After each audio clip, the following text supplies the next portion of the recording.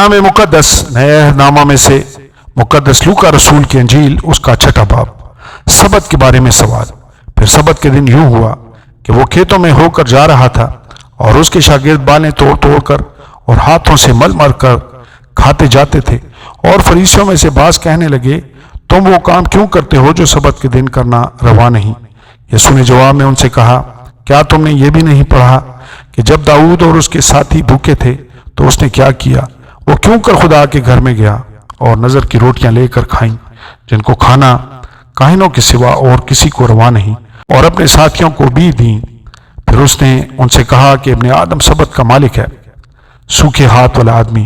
اور یوں ہوا کہ کسی اور سبت کو وہ عبادت خانہ میں داخل ہو کر تعلیم دینے لگا، اور وہاں ایک آدمی تھا جس کا دہنا ہاتھ سوکھ گیا تھا، اور فقی اور فریسی اس کی تاک میں تھے کہ آیا سبت کے دن اچھا کرتا ہے یا نہیں، تاکہ اس پر الزام لگانے کا موقع پائیں، مگر اس کو ان کے خیال معلوم تھے۔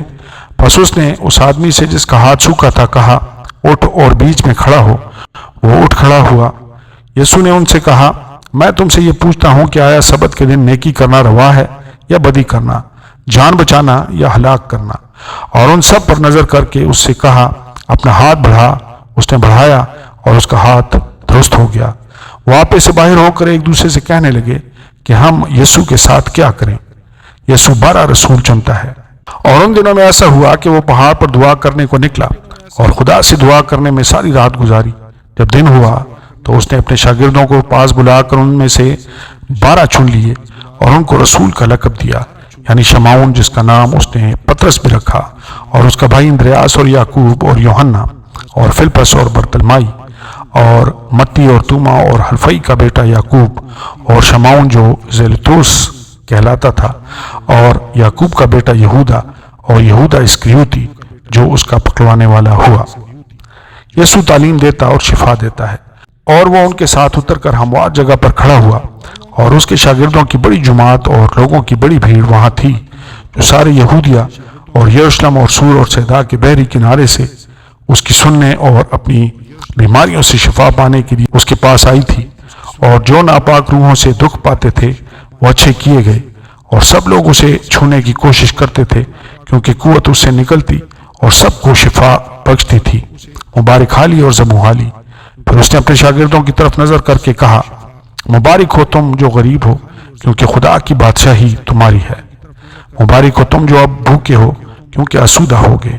مبارک ہو تم جو اب روتے ہو، کیونکہ ہنسو گے۔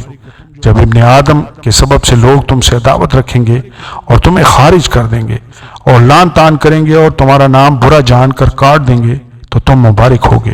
اس دن خوش ہونا اور خوشی کے مارے اچھلنا، اس لیے کہ دیکھو آسمان پر تمہارا اجر بڑا ہے، کیونکہ ان کے باپ دادا نبیوں کے ساتھ بھی ایسا ہی کیا کرتے تھے۔ مگر افسوس تم پر جو دولت مند ہو، کیونکہ تم اپنی تسلی پا چکے۔ افسوس تم پر جو اب سیر ہو، کیونکہ بھوکے ہوگے۔ افسوس تم پر جو اب ہنستے ہو، کیونکہ ماتم کرو گے اور رو گے۔ افسوس تم پر جب سب لوگ تمہیں بھلا کہیں، کیونکہ ان کے باپ دادا جھوٹے نبیوں کے ساتھ بھی ایسا ہی کیا کرتے تھے۔ دشمنوں کے لیے محبت۔ لیکن میں تم سننے والوں سے کہتا ہوں کہ اپنے دشمنوں سے محبت رکھو، جو تم سے عداوت رکھیں ان کا بھلا کرو، جو تم پر لعنت کریں ان کے لیے برکت چاہو، جو تمہاری تحقیر کریں ان کے لیے دعا کرو۔ جو تیرے ایک گال پر تماچا مارے دوسرا بھی اس کی طرف پھیر دے، اور جو تیرا چوغا لے اس کو کرتا لینے سے بھی منع نہ کر۔ جو کوئی تجھ سے مانگے اسے دے، اور جو تیرا مال لے لے اس سے طلب نہ کر۔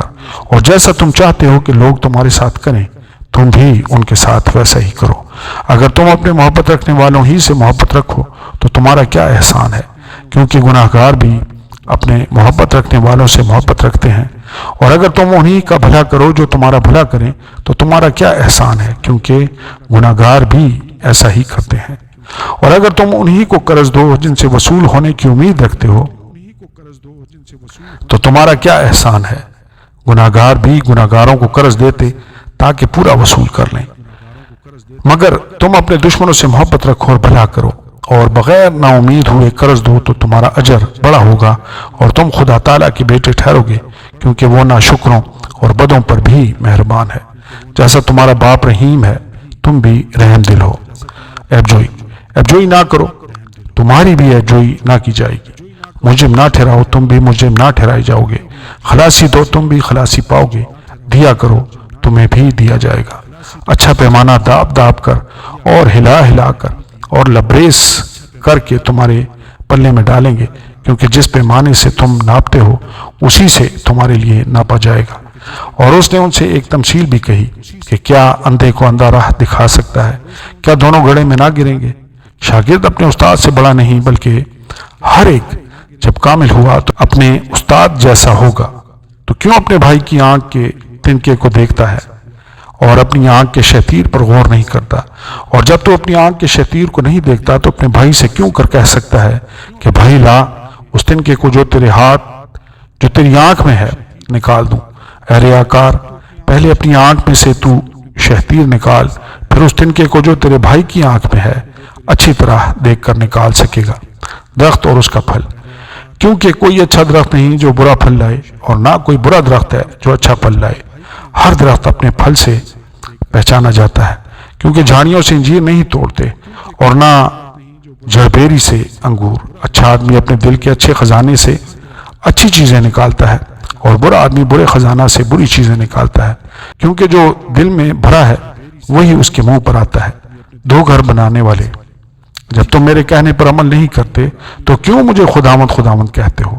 جو کوئی میرے پاس آتا اور میری باتیں سن کر ان پر عمل کرتا ہے، میں تمہیں جتاتا ہوں کہ وہ کس کی مانند ہے۔